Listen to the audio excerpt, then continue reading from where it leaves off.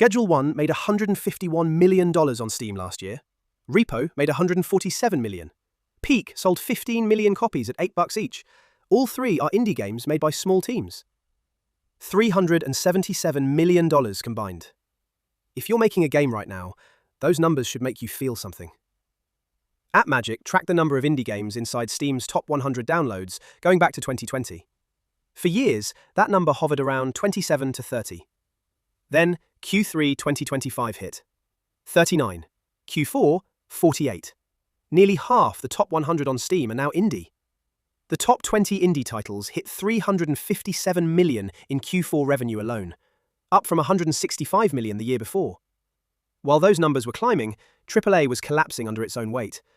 Over 25,000 jobs cut across 2023 and 2024. Monolith, Arkane Austin, Volition, studios with decades of history, gone. By the GDC 2026 survey, 1 in 3 US game developers reported being laid off in the past 2 years. Jason Schreier reported that AAA budgets are now hitting $300 million or more. When every game costs that much, every game has to be a blockbuster. And when every game has to be a blockbuster, you stop making interesting games. Battlefield 6 was the highest-grossing new game on Steam in 2025, $576 million. And the team that built it? They got laid off anyway. $500 million in revenue, and the people who made it still lost their jobs. That's the AAA model now. Players aren't waiting for it to get fixed. R.E.P.O came from a Swedish studio whose previous game peaked at 600 concurrent players. Schedule 1 shipped in early access, unfinished, and players treated the roadmap as a feature. Peak launched at $8 with a 95% review score. Price it fairly, make it fun, and players show up in numbers that make publishers nervous. Indie games generated $4.4 billion on Steam in 2025, 25% of the platform's total. The ceiling has never been higher. That's the top of the chart. The bottom tells a different story. 20,000 games launched on Steam that same year. Their median revenue?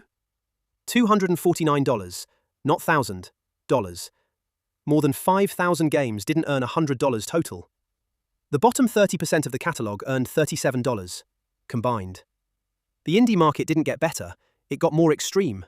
The top got richer, the middle vanished.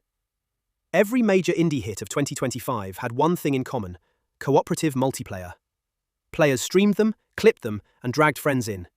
Each player became part of the distribution engine. On the platform side, games with above 90% positive reviews got pushed by Steam's algorithm.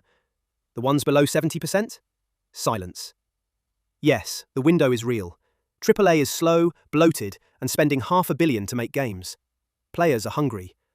But treating the charts like a green light without reading the fine print is how you spend 2 years building something that earns less than a dinner.